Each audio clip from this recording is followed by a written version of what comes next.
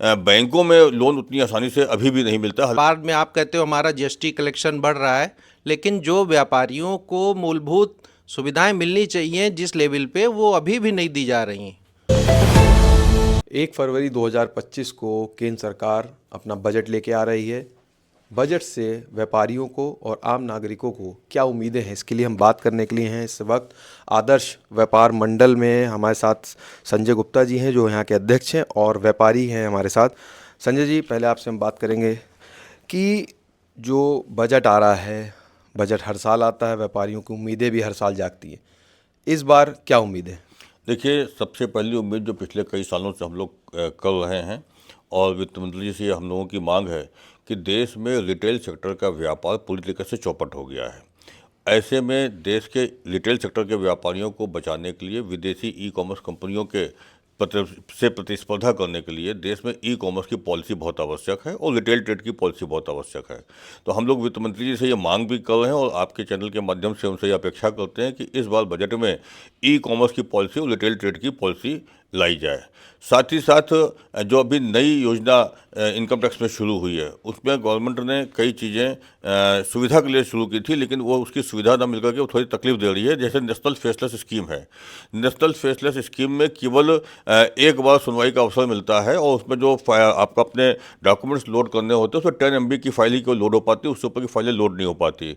तो ऐसे में व्यापारियों का या जनता का पूरा डाटा उसमें नहीं जाता, तो सुनवाई का अवसर एक ही बार में ख़त्म हो जाता है। तो इसमें हम लोगों की ये मांग है कि नेशनल फेसलेस स्कीम में पर्सनल अपीयरेंस के भी मौके जनता को दिए जाए और जो हाउसिंग टैक्स लोन है उसका नए रिज्यूम में इनकम टैक्स के नए उसमें जो है लाभ नहीं मिलता, तो हाउसिंग लोन का भी लाभ उसमें मिलना चाहिए। साथ ही साथ जो इनकम टैक्स की दरें हैं उनको इस तरीके से लाया जाए कि लोग देवें टैक्स। आज भी 140 करोड़ की आबादी में मात्र 8 करोड़ लोग टैक्स दे रहे हैं या रिटर्न फाइल कर रहे हैं, टैक्स उससे भी कम लोग दे रहे हैं। तो इसकी मुख्य वजह यह है कि दरें आज भी बहुत ज़्यादा हैं और दूसरा इनकम टैक्स का जो घोषणा की जाती है वो तुरंत समझ ही में नहीं आती। तो आयकर इतना सरल किया जाए, उसका नियमावली इतनी सरल की जाए कि आम आदमी को तुरंत वो समझ में आ जाए। और हम लोगों ने अपने व्यापारियों से कई चीज़ें पूरे प्रदेश से मंगाई थी, उसमें आपको बता जाएंगे। जैसे LLP और पार्टनरशिप की फर्में हैं, उसमें अभी वर्तमान में जो टैक्स है वो 30% का है, जबकि कॉर्पोरेट में 22% है। तो LLP में और जो पार्टनरशिप की फर्में हैं उस पर भी 22% ही होना चाहिए, इससे ज़्यादा नहीं होना चाहिए। आयकर की धारा 44 AD की वर्तमान में लिमिट अभी 2 करोड़ है, इसे बढ़ा करके 5 करोड़ होना चाहिए। और जो वर्तमान में इसका स्लैब है वो 6% और 8% है, इसे 4% का होना चाहिए। इसी तरीके से जो और भी इसमें इनकम टैक्स की चीज़ें हैं वो कम होनी चाहिए, सरल होना चाहिए, ताकि लोग आसानी से टैक्स दे सकें। एक सवाल ये है कि जो व्यापारी है, खासकर ऑनलाइन जब से बिज़नेस ज़्यादा आ गए हैं, प्लेटफॉर्म आ गए हैं, उसमें व्यापारियों, जो रिटेल व्यापारी है, फुटकर दुकानदार है, उसके लिए कहीं ना कहीं कठिन हो रहा है काम करना और धंधे को करना। सरकार से आप क्या चाहते हैं कि बजट में उनके लिए किस तरीके की राहत लेके आए? हाँ, देखिए, उत्तर प्रदेश आदर्श व्यापार मंडल लगातार जो ऑनलाइन क्या व्यापार हो रहा है उस लगातार बढ़ रहा है। तो उससे क्या है, जो छोटे रिटेल या खुदरा व्यापारी हम जिनको कहते हैं, धीरे धीरे दुकानें ख़त्म हो रही हैं। आजकल बड़े शोरूम या बड़े उसका ज़माना आ गया है। तो सरकार को ये चिंता करनी चाहिए, कुछ ऐसी व्यवस्था करे कि रिटेल जो परंपरागत व्यापार है हमारे भारत का, वो ख़त्म ना हो। उस पर उनको चिंता करनी चाहिए, ऑनलाइन पे उनको अंकुश लगाना चाहिए, या उसके पैरेलल में कोई ऐसा प्लेटफॉर्म बनाए आम व्यापारी के लिए जिस पे व्यापारी बहुत आसानी से अपना सामान ऑनलाइन बेच सके और उनसे कंपटीशन कर सके। क्योंकि बड़ी बड़ी कंपनियां हैं, अब छोटा व्यापारी है तो अमेज़ॉन या फ्लिपकार्ट इनसे हम कंपटीशन नहीं कर सकते, लेकिन रास्ता तो बना सकती है सरकार। रास्ता बनाएगी तो हम लोग उसके साथ रहेंगे और कोशिश करेंगे कि परंपरागत व्यापार जो है वो हमारा बचा रहे। सर, आपसे बात करेंगे।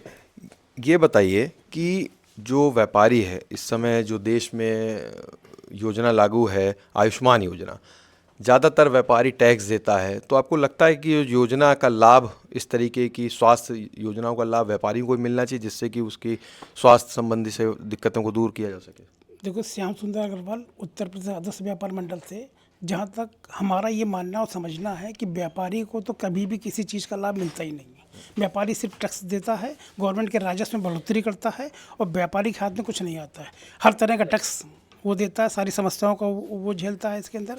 भाई इनकम टैक्स भी दिया, अब इनकम टैक्स मान लो दे रहा है व्यापारी, तो उसको स्वास्थ्य बीमा का लाभ मिलना चाहिए, 10 लाख रुपए तक जीवन बीमा का लाभ मिलना चाहिए, कुछ नहीं मिला। जीएसटी वो पे कर रहा है, तो जीएसटी कोड से कोई बीमा का लाभ उसको मिलना चाहिए, लेकिन ऐसा कुछ नहीं हो रहा है। दूसरा, ऑनलाइन ट्रेडिंग इतना बढ़ चुका है कि रिटेल ट्रेड तो खत्म ही हो चुका है। अभी तक हम कहते थे 30% काम रह गया, 40% काम रह गया, अब 0% पे आ गया, काम व्यापार रह ही नहीं गया। हर आदमी जो है 1-1 किलो चीज़ तो ऑनलाइन चली आ रही है, कौन बाजार में जाके मान लेगा इसके अंदर, तो व्यापार खत्म होता जा रहा है बिल्कुल। इसके लिए गवर्नमेंट को सोचना चाहिए कि रिटेल ट्रेड के लिए क्या करें, क्योंकि ये खत्म हो जा रहा है व्यापार बिल्कुल।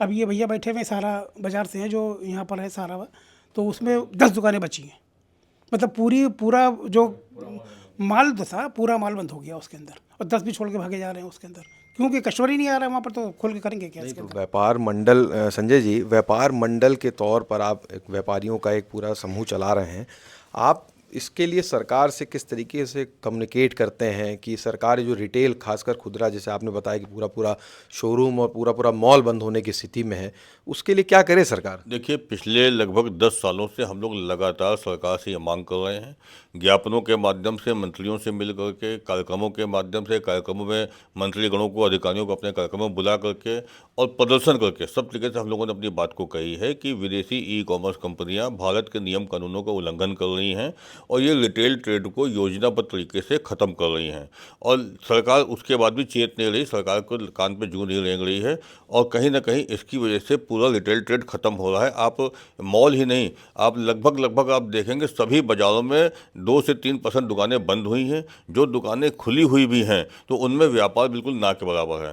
तो ऐसे में सरकार को 2-3 तरीक़ा से काम करना पड़ेगा। एक तो अपने देश के व्यापारियों पर भरोसा करें, और रिटेल के लिए उसके लिए पॉलिसी बनाए। देखिए, ई कॉमर्स तो नहीं खत्म हो सकता, हम लोग भी समझते हैं इस बात को, लेकिन रिटेल ट्रेड की पॉलिसी चाहिए, ई कॉमर्स की पॉलिसी चाहिए, सरकार को इसकी कोशिश करनी चाहिए। साथ ही साथ जो व्यापारी हैं उनको इतनी सुविधाएं दी जाए कि उनका व्यापार बच सके, उनका व्यापार बढ़ सके। और इनकम टैक्स का जो विषय है, इनकम टैक्स देखिए, वैसे तो कायदे से देखा जाए तो इनकम टैक्स की आवश्यकता ही नहीं। जब जीएसटी के माध्यम से आप सारे टैक्स ले ही रहे हैं तो उसमें इनकम टैक्स की कोई आवश्यकता नहीं है। अब मैंने पहले भी बताया कि केवल 8 करोड़ लोग इनकम टैक्स रिटर्न फाइल कर रहे हैं, देने वालों की संख्या उसमें भी कम है। तो ऐसे में जो लोग टैक्स दे रहे हैं उन्हीं पर और बोझा लाद रहे हैं, साथ ही साथ फ्री की स्कीमें चला रहे हैं। तो जो लोग टैक्स दे रहे हैं उन पर ही वो बोझा भी पड़ रहा है। सरकार, कोई भी सरकार हो, आप देखिए दिल्ली में चुनाव होने वाला है, दिल्ली में हर पार्टी बिल्कुल इस बात पर लग गई है कि कौन 2100 देगा, कौन 2500 देगा, कौन 1500 देगा।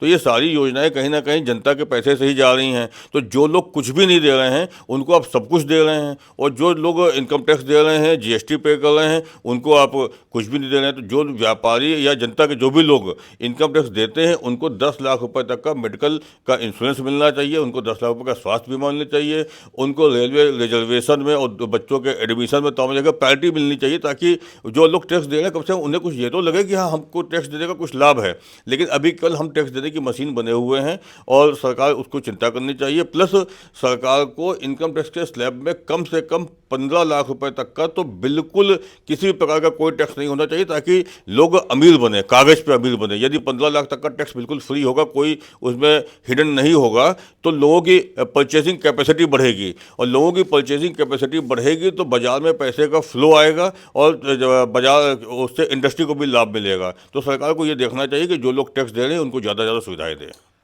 जैसा संजय जी ने बोला कि टैक्स स्लैब को ठीक करना चाहिए, लेकिन क्या लगता है कि जो न्यू रिजीम है, ओल्ड रिजीम है, 2 रिजीम अब चलती हैं इनकम टैक्स में। नए रिजीम में आपसे बात हो रही थी अभी थोड़ी देर पहले, तो इनका कहना है कि होम लोन का जो इंटरेस्ट पार्ट है उसको वहाँ से उसमें नहीं आप मेंशन कर सकते, तो 2 लाख तक का इन्होंने ये कह रहे थे कि उसमें होना चाहिए। नए रिजीम में किस तरीके की सुविधाएं बढ़ानी चाहिए इनकम टैक्स में? ज़्यादा से ज़्यादा गवर्नमेंट को ये देखना चाहिए कि जो आम जनता है उसको कहाँ तक सुविधाएं दी जा सकती हैं, क्योंकि मीडियम वर्ग सबसे ज़्यादा पीड़ित है टैक्स से, और पूरी कोशिश उसकी ये रहती है कि टैक्स समय पे दे दे।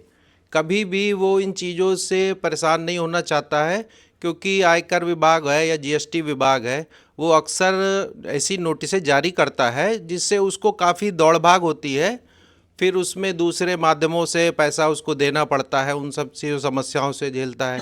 और व्यापारियों को हमेशा मंथली रिकॉर्ड देना है, और बाद में आप कहते हो हमारा जीएसटी कलेक्शन बढ़ रहा है, लेकिन जो व्यापारियों को मूलभूत सुविधाएं मिलनी चाहिए जिस लेवल पे, वो अभी भी नहीं दी जा रही हैं। और मैं केवल एक ही वर्ग नहीं, व्यापारी वर्ग में लगभग सभी श्रेणी के, जो चाहे किसी भी उसके बिजनेस करते हों, उन सभी लोगों को आज प्रॉब्लम क्रिएट हो रही है। और सरकार जीएसटी कलेक्शन तो बता देती है कि हमने इस बार इतना जीएसटी कलेक्शन कर लिया, इतना कर लिया, लेकिन कभी भी उन लोगों के लेवल पे ये चीज़ ध्यान नहीं देते हैं कि उन लोगों की ज़रूरतें पूरी हो रही कि नहीं हो रही, या जो असुविधाएं हो रही हैं उनको ख़त्म किया जा रहा है कि नहीं किया जा रहा है।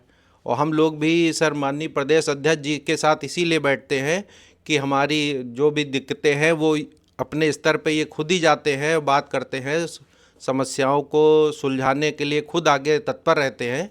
और मैं खुद चाहता हूं कि सर जल्दी से जल्दी इस चीज़ को सॉर्ट आउट कराएं। सबसे ज़्यादा व्यापारियों में जो समस्या है वो इनकम टैक्स और जीएसटी को लेकर के है। व्यापारी के साथ साथ इन्वेस्टर और इन्वेस्टमेंट भी व्यापारी करता है। इधर हाल में देखा गया है कि स्टॉक मार्केट में म्यूचुअल फंड में लोग ज़्यादा पैसा लगा रहे हैं, लेकिन उसमें भी 1 लाख से ज़्यादा का अगर आपका प्रॉफिट है तो वो कैपिटल गेन टैक्स लगता है। इस पर क्या कहेंगे आप? ये कैपिटल गेन इन्होंने बहुत ज़्यादा, इन्होंने जो छूट दी 1 लाख रुपए की, ये बहुत कम है, क्योंकि कई बड़े पैमाने के ऊपर इसका कारोबार चल रहा है। आज की तारीख में जो है इंडिया के अंदर एकदम से बूम आया है कि म्यूचुअल फंड के अंदर और शेयर मार्केट में पैसा लगाने का। तो इससे जो है जो 1 लाख का स्लैब है वो बहुत बहुत बहुत कम है। और इसके ऊपर जो इन्होंने जो टैक्स गेन किया है 20% का और 100 टाइम पे 15% का, ये जो है ये स्लैब बहुत ज़्यादा है। तो इनको या तो जो है 1 लाख रुपए की फ़िगर को बढ़ा करके, छूट की फ़िगर को बढ़ा करके जो है 5 लाख या समथिंग करना पड़ेगा, या जो टैक्स ले रहे हैं 15% या 20% उस पर कमी करनी पड़ेगी। दोनों में से कुछ तो करना ही पड़ेगा, क्योंकि ये एक बड़ी, भारत की एक बहुत बड़ी इंडस्ट्री बन गई है। ये आज शेयर मार्केट भारत की बहुत बड़ी इंडस्ट्री बन गई है। इससे लगभग अधिकांश व्यक्ति इसमें जुड़ चुका है, म्यूचुअल फंड के माध्यम से या शेयर मार्केट में जो है शेयर में वैसे ही इन्वेस्टमेंट के पर्पज़ से। तो इतनी बड़ी इंडस्ट्री के ऊपर जो कार्य चल रहा है तो उसके ऊपर विशेष ध्यान देना चाहिए सरकार को। संजय जी, आखिरी सवाल, आपके संगठन में महिला व्यापारी भी होंगी, तो महिला व्यापारियों की क्या समस्याएं आपने इधर हाल में देखी होंगी जो वो इस बार के बजट में उस तरीके की राहत उनको मिले? दूसरा, जीएसटी को लेकर सबसे ज़्यादा सवाल हम देखते हैं कि सबसे ज़्यादा व्यापारियों के मन में भ्रांतियां रहती हैं। इन दो पर किस तरीके की सरकार को काम करना चाहिए? देखिए, जीएसटी तो अभी जो बजट के उससे क्षेत्र से बाहर हो गया है, क्योंकि जीएसटी काउंसिल की बैठक होती है और जीएसटी काउंसिल में ही कोई निर्णय जीएसटी से संबंध हो सकता है। महिलाओं की सुरक्षा के लिए सबसे बड़ी चीज़ तो ये कि जितने भी महानगर हैं, प्रत्येक बाजारों में, महानगर में व्यापारियों के लिए और विशेष रूप से महिला व्यापारियों के लिए सरकार को एक ऐसा फंड उसमें अलॉट करना चाहिए कि कम से कम एक उनके पिंक टॉयलेट की व्यवस्था हर बाजार में रहे। साथ ही साथ बाजारों की सुरक्षा के लिए सीसीटीवी कैमरे की योजना भी सरकार को अपने बजट में फंड रखना चाहिए, ताकि प्रत्येक बाजार में ऐसे होता है जब भी कोई मीटिंग होती है तो पुलिस के अधिकारी हम लोगों से कहते हैं कि आप अपने पास से पैसे से लगाइए कैमरे, सीसीटीवी कैमरे लगाइए। हम लोग लगाते भी हैं, लेकिन उसकी एक सीमा है, और जो भी व्यापारी लगाते हैं तो अपनी दुकान को ध्यान में रख के लगाते हैं। तो प्रत्येक बाजारों में सीसीटीवी कैमरे लगाए जाए, इसकी योजना होनी चाहिए।